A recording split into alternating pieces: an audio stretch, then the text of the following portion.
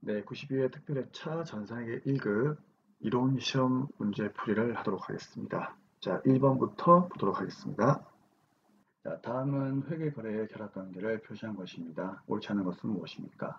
자, 이런 문제가 나오게 되면은요, 여러분들이 이제 분개를 한 다음에 이제 거래 판례서하고 비교했을 때 맞는지 안 맞는지 그것만 판단하면 되는 거예요. 그렇기 때문에 선생님 미리 좀 분개를 해보았는데, 자, 볼까요? 자, 1번에 수험비 10만원만큼을 현금으로 줬답니다. 그러면 차변의 수험비라고 하는 비용이 발생하고 대변에 이제 현금이 나가면서 자산이 감소하겠죠. 그럼 맞는 거네요. 그렇죠? 그러면 1번은 잘 되었고, 그 다음에 2번 정수기를 50만원만큼의 현금으로 구입했네요. 그럼 정수기가 들어오고 현금은 나가겠죠. 그럼 차변에 정수기 들어왔으니까 비품 자산의 증가. 현금 나갔으면은 이런 경우에는 이제 현금이라고 하는 자산이 감소하는 거죠. 그런데 대변에 비용이 발생되어 있다. 이거 틀렸죠. 그렇죠. 그래서 2번이 옳지 않은 것이 되겠습니다. 3번 주식을 발행하게 되면은 이제 항상 대변에 자본금이라고 하는 자본이 증가하죠. 그리고 나서 현금 조달했다는 얘기는 그만큼 이제 현금이 들어온 거니까 차변에 현금 들어오면서 자산이 증가되는 거죠. 그럼 3번도 맞는 거고요. 4번은 상품을 20만원만큼의 현금으로 매출했죠. 그럼 상품 나가고 현금 들어오는 거니까 차변에 현금 20만원, 대변에 상품 매출 20만원. 상품 매출은 쌤이 재고자산 파트에서 강의할 때도 얘기했지만 이거는 수익이에요, 수익. 그렇기 때문에 수익 발생 대변으로 인식을 해야 되는 겁니다. 자, 그러면 옳지 않는 것은 2번이 옳지 않는 거니까 2번을 답으로 체크하시면 되겠습니다. 비용이 아니라 자산의 감소가 돼야 되겠죠. 네, 2번 문제 풀어보겠습니다. 네, 2번입니다. 다음 중 현금 및 현금성 자산 금액을 모두 합하면 얼마입니까? 라고 나와 있네요. 자, 빈출이죠. 1년에 시험을 치면은 한 3번 정도로 나오는 문제입니다. 그래서 늘 쌤이 기출문제 풀이할 때마다 이거 외우셔야 됩니다 하면서 필기해드리죠. 또다시 적어주시면 되겠습니다.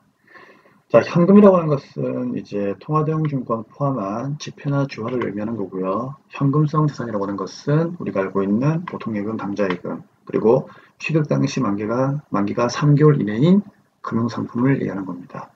여기서 중요한 건 취득 당시이지 결산 일로부터 만기가 아니에요. 취득한 그 날부터 만기가 3개월 이내가 되면 되는 겁니다. 꼭 기억하시고요. 자, 먼저 풀어보겠습니다. 여기서 이제 조심하셔야 될 게 선일자수표인데, 선일자수표는 여러분들 어음입니다. 선일자수표는 받으면 받으럼, 주면은 지급원. 얘는 어음이기 때문에 여러분들이 무조건 나오는 순간 꺼버리고 문제를 푸셔야 됩니다.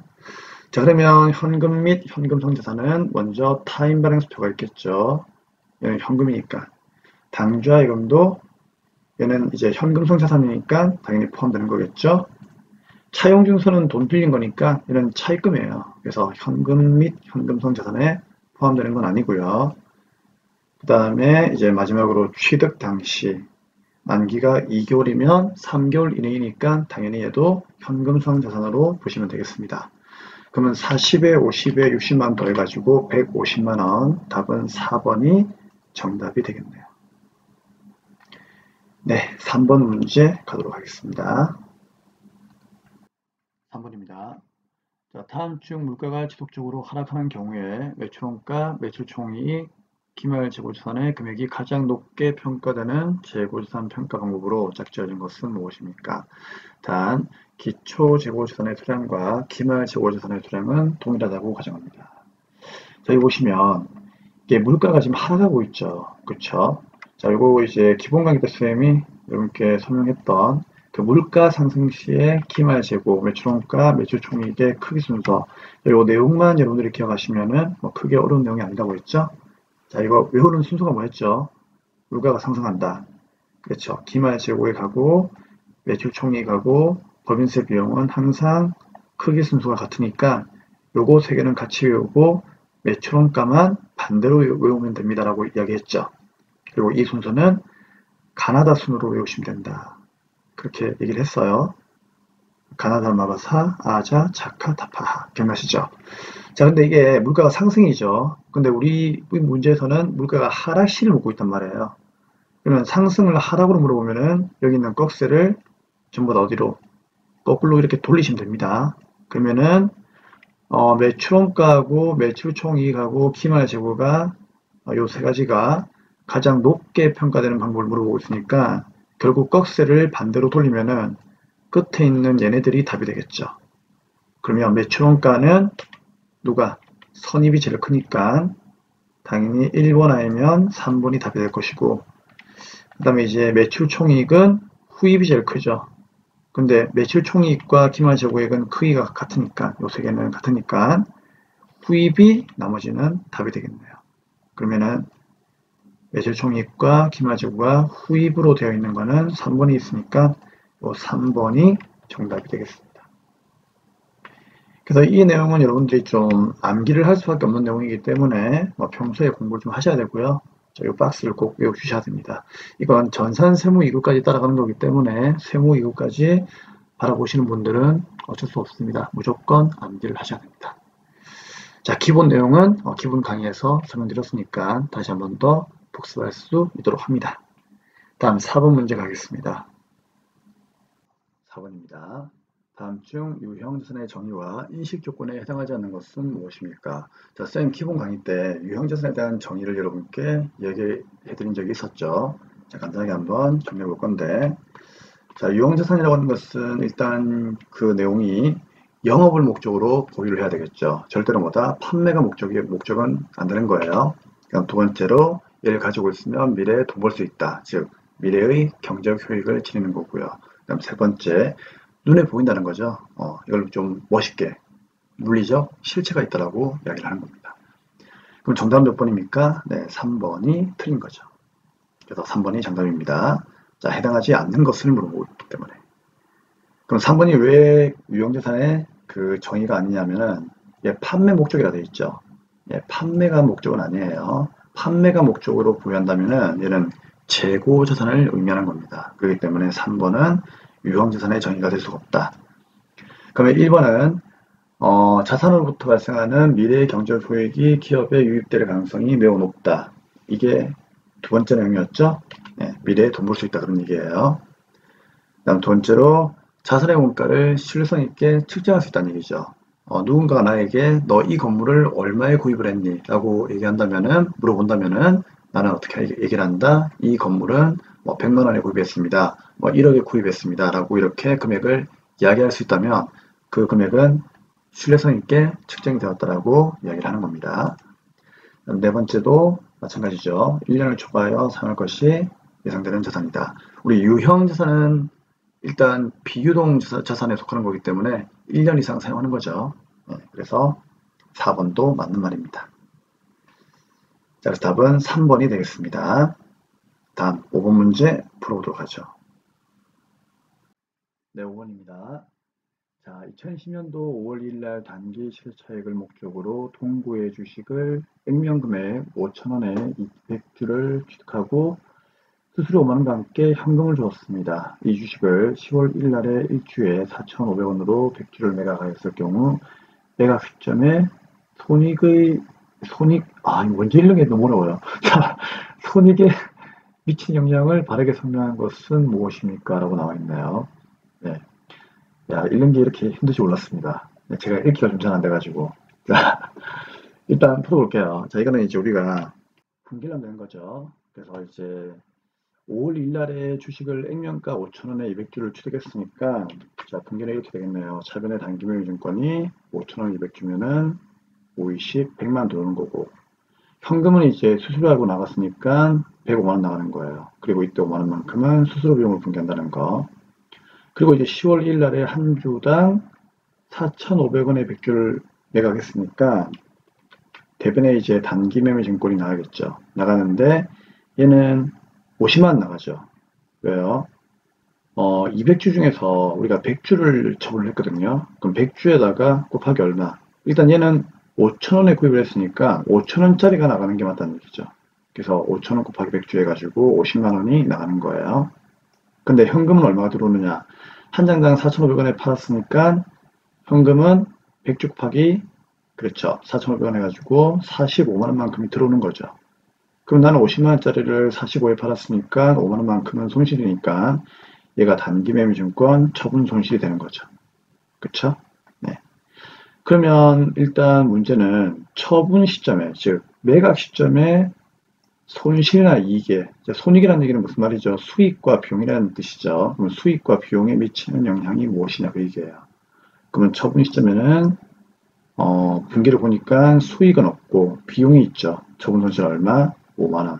그래서 5만원만큼의 손실이 났으니까 결국 단기 순이익은 5만원만큼이 감소할 수밖에 없겠네요. 그래서 다음 몇 번? 4번이 정답이 되겠습니다. 자, 6번 가겠습니다. 네, 다음 6번입니다. 6번 문제는 화면을 보도록 하죠.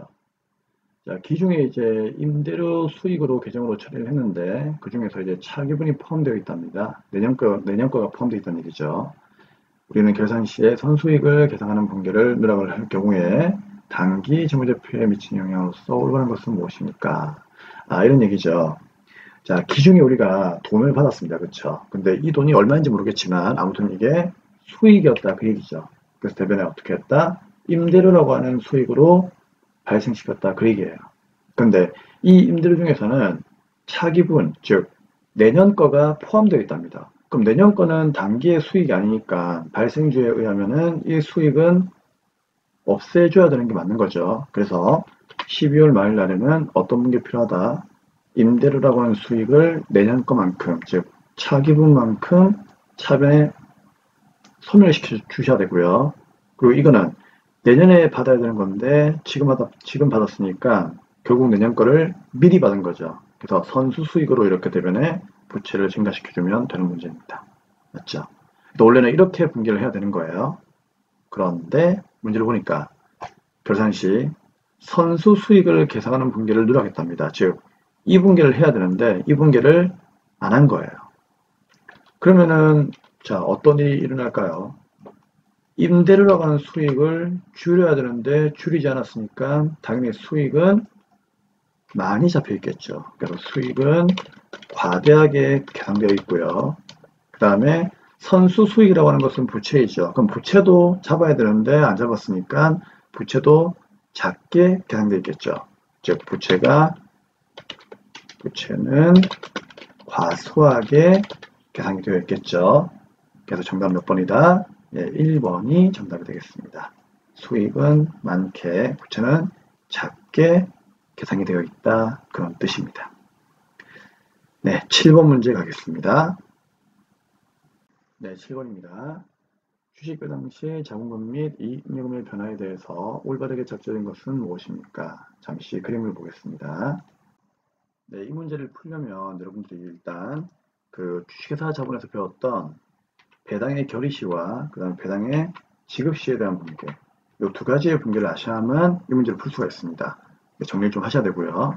자, 결의시에는 쌤이 어떻게 한다고 했죠? 일단 배당을 주려면은 아무튼 이익잉여금에서 돈을 빼야 된다고 했죠. 그래서 차변은 뭐다? 이익잉여금이라고 하는 자본이 감소합니다. 물론 분계할 때는 뭐 미처분 이익잉여금이나 전산에서는 2월 이익잉여금으로 분계하시면 되는 거예요. 아무튼 이 이익잉여금을 감소를 시키고 대변에 지금 바로 주는 건 아니니까 미교부 주식배당금으로 분계 놓았다가 나중에 이제 때가 되면은 그때 배당을 주겠죠. 그러면은 차변에 미교부 주식배당금 이렇게 사라지면서 대변에 자본금이라고 하는 자본이 증가합니다. 그래서 이 분계를 아셔야만 문제를 풀 수가 있겠죠. 결국 이 문제는 이제 올바르게 변화에 대해서 올바르게 짝지어진 것을 묻고 있기 때문에 결국 결의시냐 지급시냐 이걸 물어보는 게 아니고 전체적으로 물어보는 거니까 미교부 주식배당금은 그냥 상기가 되는 거죠. 그러면은 미처분 이익잉여금이라고 하는 잉여금은 감소하고요. 그 다음에 자본금은 대변에 증가하고 있죠. 이것만 이제 여러분들이 이야기할 수 있으면 되는 거예요. 그래서 보니까 주식으로 배당하는 경우에는 발행 주식의 액면 금액을 배당액으로 하여 자본금의, 자, 자본금 여기 있죠. 자본금의, 그렇죠. 증가와 그 다음에 이익요금의 감소로 회계 처리한다. 그 얘기였습니다. 왜냐하면 자본의 증가는 대변이고 자본의 감소는 차변이니까요. 그렇죠. 그래서 가는 증가, 나는 감소니까 증가 감소 1번이 정답이 되는 겁니다. 다음 8번 문제 보겠습니다. 8번입니다. 다음 중 재화의 판매에 대한 소위 인식 요건에 해당하지 않는 것은 무엇입니까?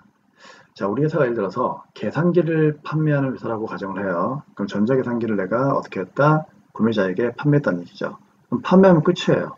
판매하면은 그 계산기는 내게 아니기 때문에 구매자가 뭐 사자마자 뭐 집어 던지든 부셔버리든 상관없다는 얘기죠. 그렇기 때문에 재화의 소유에 따른 유의적인 위험과 부상이 모두 누구에게? 구매자에게 이전되는 겁니다. 그러면 1번은 맞는 거죠. 그 다음 2번. 판매자는 판매한 재화에 대하여 소유권이 있을 때 통상적으로 행사하는 정도의 권리나 효과적인 통제를 할 수가 없다. 당연한 거죠. 왜? 팔았으니까 내가 구매자한테 이래라 저래라 할 수가 없는 거예요.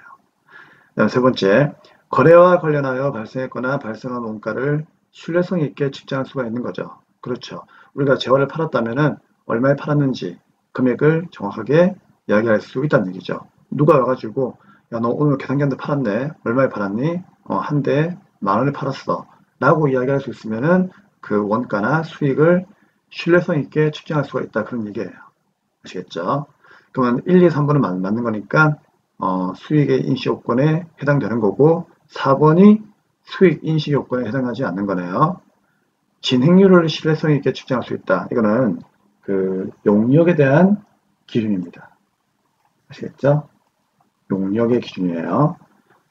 그래서 용역은 이제 우리가 진행시킨 만큼만 돈을 받는 거기 때문에 진행률을 기준으로 측정을 하는 겁니다. 예를 들면 우리가 택시를 타요. 그럼 택시를 타게 되면은요, 처음에는 기본 요금이지만은 시간이 지날수록 이제 그 요금의 이제 측정기가 계속 금액이 올라가죠. 맞죠? 그럼 올라가는 만큼 주면 거예요. 달린 만큼만 주면 거죠. 그걸 진행 기준이다라고 이야기를 하는 겁니다.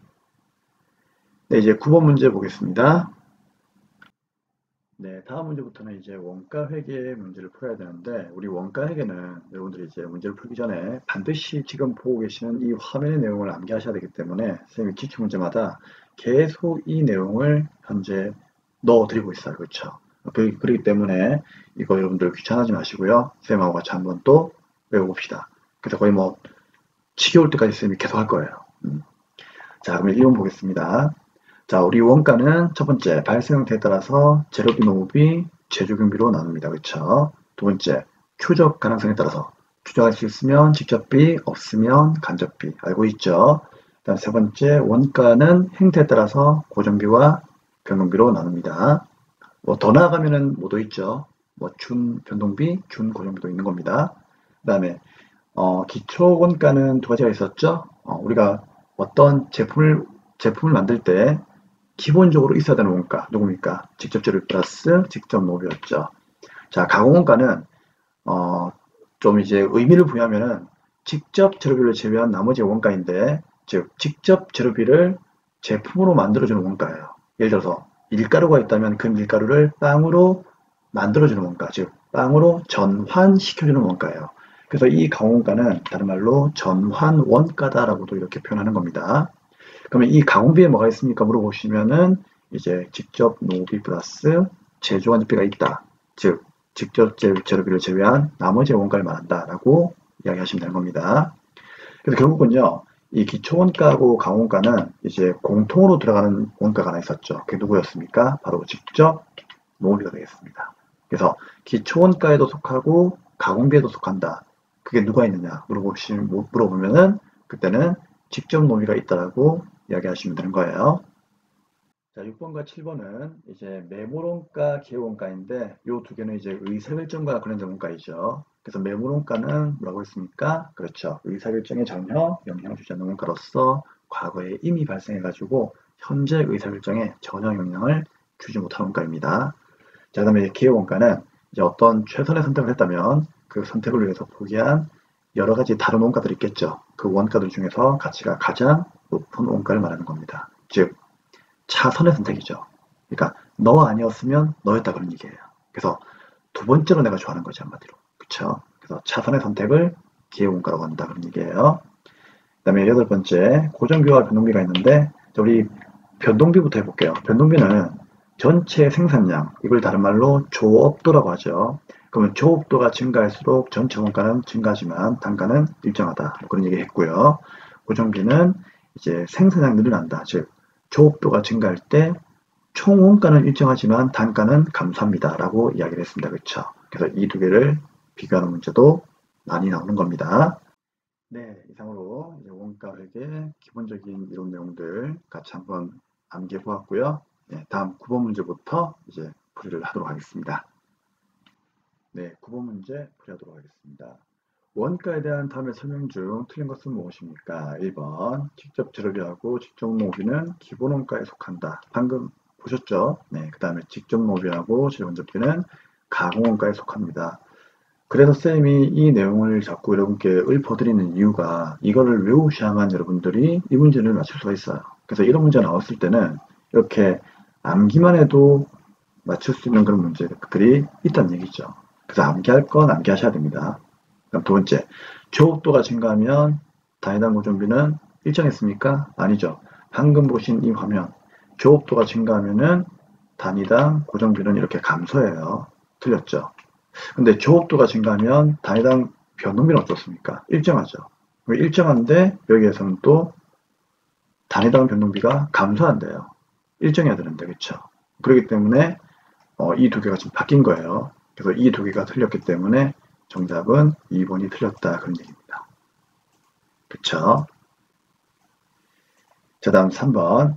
조업도가 증가함에 따라서 변동비의 총액은 증가하죠. 당연하죠. 조업도가 증가하면요. 변동비는 으로 상향하고, 그쵸? 증가하고, 고정비는 일정하다. 이거는 뭐 그림을 안 봐도 알 수 있는 거기 때문에 충분히 맞출 수 있을 거고요.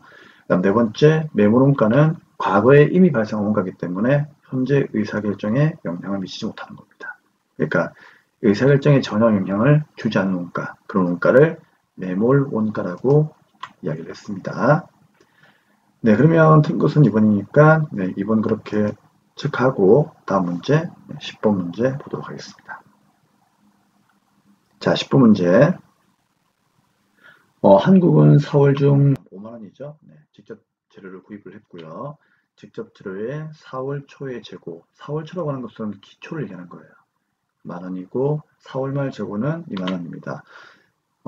이거는 이제 기말 재고라고 보시면 되겠죠. 월말 재고. 4월의 총 재원가는 20만 원이고 간접원가가 3만 원이면 4월의 직접 노무원가는 얼마입니까? 라고 되어 있네요. 자, 결국 이 문제는 제공품 계정과 원재료 계정을 그려야만 풀 수 있는 문제입니다. 그렇죠? 자, 그림을 보면서 풀이를 하겠습니다. 네, 그럼 이제 그림 보시면 방금 쌤이 얘기 드린 것처럼 이제 4월 달이 이제 이번 달이 되는 거죠. 당월이 되는 거고 문제는 이제 당월에 직접 노비가 얼마냐를 묻고 있는 거예요. 그렇죠? 그럼 직접 노비를 우리가 구하려면은 이제 얘를 구해야 되는데 얘를 구할 수 있는 방법은 이제 하나밖에 없죠. 현재로서는 어떤 거? 단기 총재원가 구해가지고 직접 재료비, 직접 경비, 간접비를 다 빼면 되는 거예요. 그쵸? 근데 직접 재료비는 현재 문제에서는 안 나와 있어요.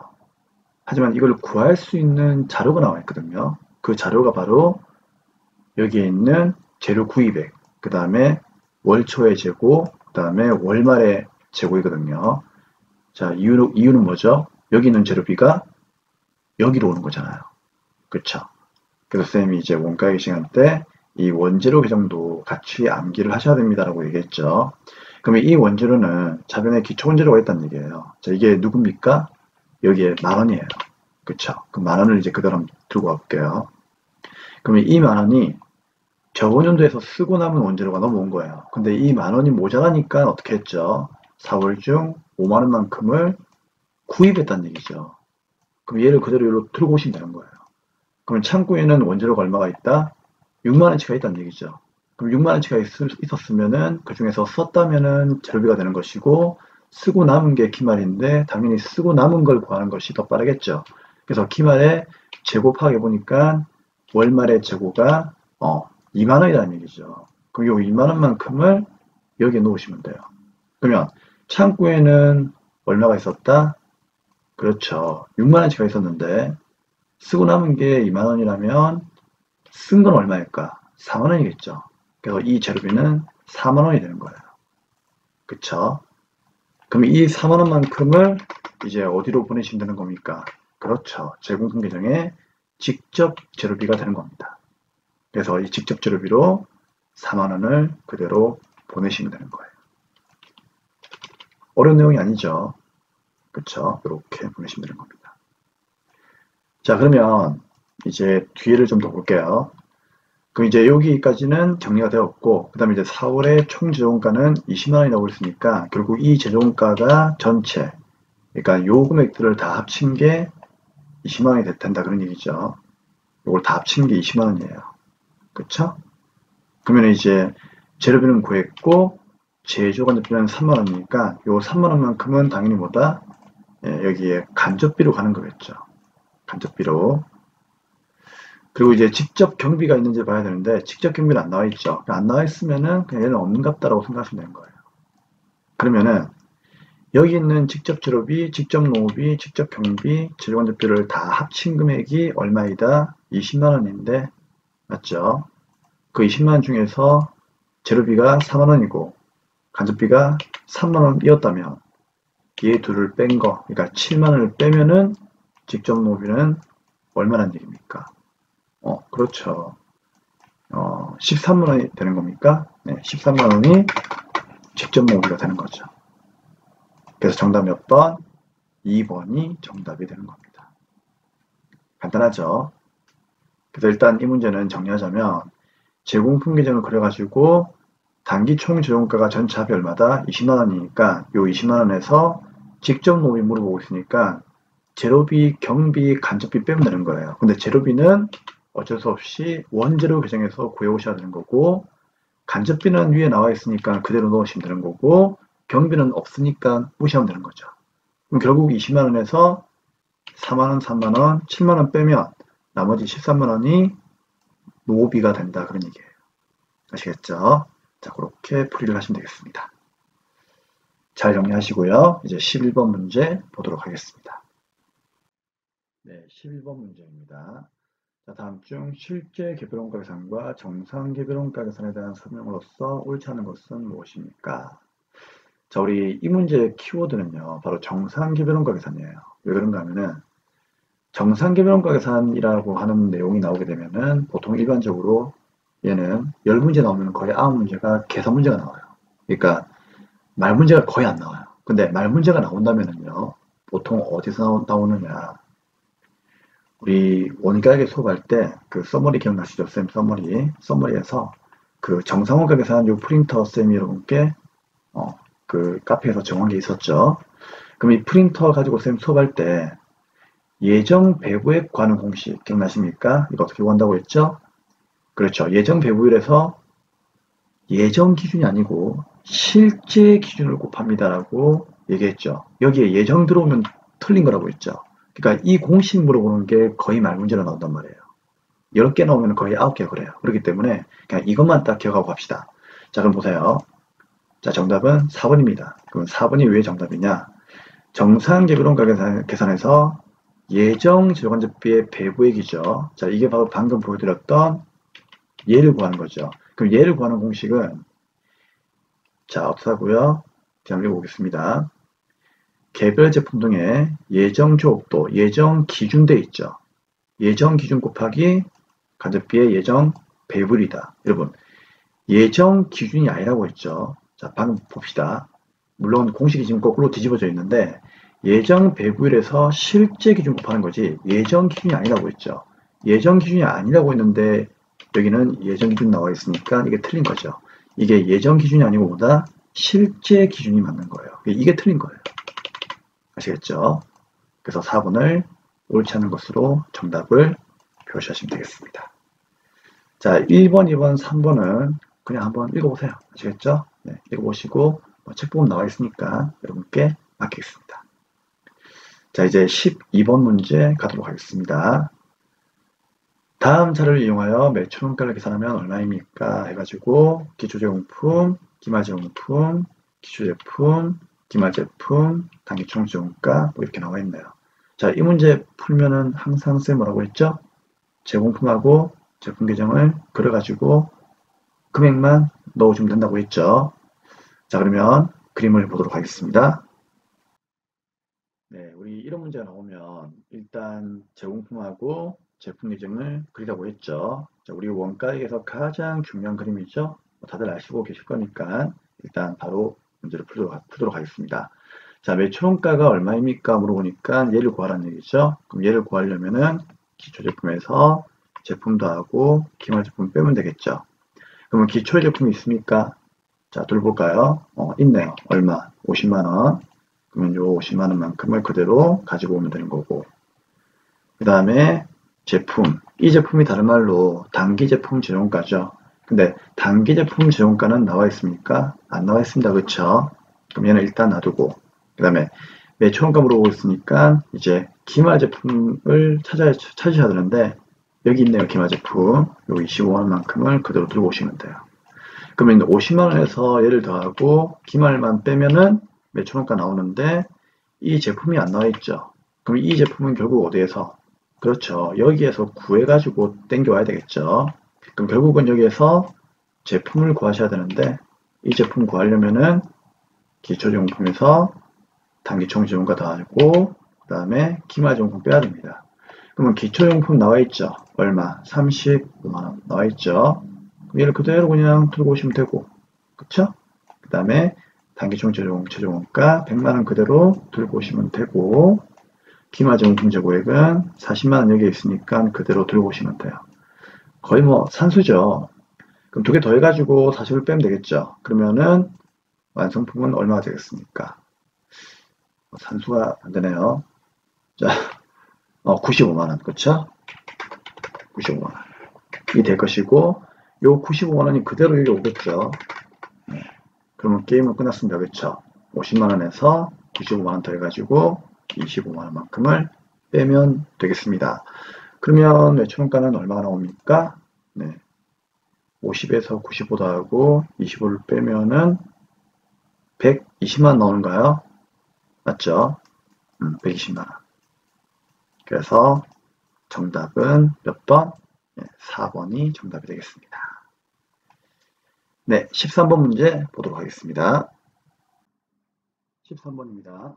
다음 중 면세 대상에 해당하는 것으로만 짝져진 것은 무엇입니까? 자, 이거는 면세 품목을 외울 수밖에 없는 거죠. 그렇죠? 네, 그렇기 때문에 여러분들 교재 보시면서 면세 품목을 다시 한 번 더 정리할 수 있도록 합니다. 자, 일단 면세 품목들은 보통 이제 부가세 10%를 붙이게 되면은 왠지 모르게 조금 그쵸, 좀 우울한 그런 느낌만 가지면 된다고 했죠. 자, 누가 있습니까? 수돗물. 그렇죠. 사람은 누구나 물을 마셔야 되는데 여기다가 10%의 부가세를 과세하게 되면은 왠지 모르게 좀 우울하겠죠. 뭐 이게 나라냐? 그럴 수도 있고, 그쵸? 네. 그렇기 때문에 기억이 있는 거고요. 그 다음에 또 누가 있습니까? 도서신문. 국민의 알 권리를 보장하기 위해 가지고 면세로 분류하고 있다. 이게 됐고요. 식료품은요, 가공해서는 안 된다고 했죠. 미가공 식료품은 되지만 가공하게 되면은 안 됩니다. 그 다음에 전세버스는 여러분들 과세예요. 일반 시내버스라든지 그 다음에 이제 그냥 일반적인 고속버스 같은 경우에는 면세가 되는 거지만 그 전세버스 같은 경우에는 과세가 되는 겁니다. 그 다음에 이제 토지의 공급, 토지는 면세라고 했죠, 쌤이. 그 다음에 연탄 및 무연탄, 이제 사람이 살아가는 데 있어서 가장 기본적인 난방 원자재이기 때문에 이런 경우도 면세가 되는 겁니다. 그러면 기역, 미연, 미연, 비읍이 되는 거니까 답은 3번이 정답이 되겠네요. 네, 다음은 14번 문제입니다. 부가세 과세사업을 영위하던 사업자가 폐업을 할 때 다음과 같이 남아있는 재화의 부가세 과세 표준은 얼마입니까? 다음 매입할 당시에 매입세 공제를 받을 수 있는 항목에 대해서는 매입세 공제를 받았습니다. 자, 우리 여기 남아있는 재화가 상품하고 토지가 있는데 토지는 면세이죠. 그쵸? 그럼 여러분들 아실 거예요. 우리 간주공급 아시죠? 간주공급에서 폐업 시 남아있는 재화 그 얘기를 하는 건데 그럼 폐업 시에 남아있는 재화에 대해서 10%의 부가세를 과세해가지고 우리가 그 부가세도 이제 신고하고 납부를 해야 된다. 뭐 그런 얘기를 쌤이 드렸죠. 그럼 그때 이제 폐업 시 전용 재화는 과세 물건만 얘기하는 거예요. 그러니까 면세 물건에다가는 굳이 우리가 폐업을 했다 할지라도 부가세를 과세할 필요는 없습니다. 아시겠죠? 그래서 면세 품목들은 간주 공급 대상에 들어가지 않습니다. 그렇기 때문에 토지는 제외하셔야 되고요. 그쵸? 제외하셔야 되고, 누구만, 상품에 대해서만 이제 과표를 구하시면 되는 거예요. 근데 과세 표준만 물어보았으니까 결국 뭐다? 시가의 금액을 이야기하는 거겠죠. 그래서 1,500만 원 1번이 되는 겁니다. 뭐 세액을 물어본다면은 시가에다가 이제 10%를 곱해가지고 150을 얘기하면 되는 거지만 과세 표준을 물어보는 거기 때문에 1,500만 원만큼을 답하시면 되는 겁니다. 네, 자 이제 15번 문제 보도록 하죠. 네, 15번입니다. 다음은 부가지세법에 따른 주사업장 총괄납부 제도와 사업자 단위 과세에 대한 설명입니다. 가장 틀린 것은 무엇입니까? 자, 우리 화면을 좀 보도록 하죠. 주사업장 총괄납부 제도하고 사업자 단위 과세 제도의 공통사항은 일단 부가가치세를 납부하는 것은 무조건 주된 사업장이 책임을 진다는 얘기죠. 그렇기 때문에 주된 사업장이 납부를 같이 한다는 거. 자, 이거는 두 제도의 공통점이에요. 하지만 차이점이 있다면은 바로 이 세 가지입니다. 사업자 등록, 세금계산서 발행, 부가가치세 신고인데 주사업장 총괄납부 제도 같은 경우에는 납부만 같이 하는 것이 사업자 등록이나 세금계산서 발행이나 부가가치세 신고는 본점 따로 지점 따로 이렇게 나눠서 하는 거예요. 반면에 사업자 단위 과세 제도는 납부만 같이 하는 게 아니고 그냥 모든 걸 다 어떻게 하자? 주사업장, 그러니까 주된 사업장이 책임을 지고 모든 것을 다 맡기자. 그런 제도이죠. 그렇기 때문에 주된 사업장이 사업자 등록 다 해야 되고요. 세금계산서도 발행 다 해야 되고요. 부가세 신고도 다 해야 되고 납부까지도 모든 걸 전부 다 주 사업장이 다 책임을 지는 거예요. 그래서 사업자 단위 과세 제도는 결국 모든 것을 누가 한다? 본점이 책임을 지고 모든 것을 다 신고 납부하고 발행하고 등록까지 다 하겠다는 얘기죠. 그런 부분에서 좀 차이가 나는 거예요. 그렇기 때문에 이 내용들 여러분들이 꼭 기억을 하셨다가 이런 문제 나오게 되면은 기억을 해서 좀 풀어주셔야 됩니다. 이때 이제 중요한 거는 이제 주된 사업장을 누구로 볼 거냐 그 얘기인데 주사업장 총괄납부 제도는 법인의 경우에는 본점과 지점 중에서 선택이 가능한데 사업자 단위 과세 제도의 경우에는 무조건 법인은 본점이 주된 사업장이 되어야 됩니다. 지점은 안 돼요. 이 두 개 차이점을 꼭 아셔야 됩니다. 개인들은 이제 아무래도 좀 규모가 법인보다는 좀 작으니까 모든 것을 주사무소가 책임지도록 하자. 그래서 개인 사업자들은 둘 다 주사무소가 주된 사업장이 된다. 그렇게만 이해를 하시면 되겠습니다. 자, 그럼 문제를 풀어보도록 하겠습니다. 자, 1번. 주사업장 총괄납부 제도란 사업장이 둘 이상 있는 사업자가 일정한 요건을 갖춘 경우에 각 사업장의 납부세액 및 환급세액을 합산하여 주된 사업장에서 무조건 총괄하여 납부할 수 있는 제도이죠. 맞는 말이죠. 그 다음에 2번. 주사업장 총괄납부 제도는 세액의 납부와 환급만 총괄하는 것이 원칙이나 별도로 신청한다면 주사업장에서 총괄하여 신고가 가능하다. 틀렸죠. 여러분, 주사업장 총괄납부 제도는 말 그대로 총괄해서 납부만 하는 거지 신청을 한다고 해가지고 총괄해서 신고가 가능한 건 아니에요. 총괄해서 신고를 하려면은 사업자 단위 과세 제도를 신청을 하셔야 됩니다. 그렇기 때문에 2번이 틀린 말이죠. 그래서 방금 쌤이 보여드렸던 그 그림을 이해하시면은 이 문제는 풀 수 있습니다. 3번. 사업자 단위 과세를 적용받는 경우에는 세금계산서의 발급과 수취, 부가가치세 신고, 납부 및 수정 신고, 경정 청구 모두 누가 한다? 그렇죠. 주된 사업장에서 총괄하여 이루어지는 것입니다. 다음 네 번째. 주사업장 총괄납부 제도와 사업자 단위 과세 제도 모두 원칙적으로 적용받고자 하는 과세기간은 과세기간 개시 20일 전까지 관할 세무서장에게 신청하여 적용이 가능합니다. 자, 20일을 꼭 기억하셔야 되겠죠. 내가 이 제도를 적용받고 싶다. 그럼 어떻게 한다고요? 적용받고자 하는 그 과세기간이 있겠죠. 그 과세기간이 되기 20일 전까지 신청을 해야 되는 거죠. 예를 들어서 뭐 2기 때부터 내가 적용을 받고 싶다. 그러면 2기가 7월 1일부터 이제 우리가 가는 거니까 이제 시작하는 거니까 그 전에 20일 전까지니까 늦어도 6월 10일까지는 신청을 해야 되겠죠. 그렇게 보시면 되겠습니다. 네, 이상으로 15분까지 이론 문제 수업을 마감하도록 하겠습니다. 복습 많이 해주시고요. 다음 강의에서 뵙도록 하겠습니다.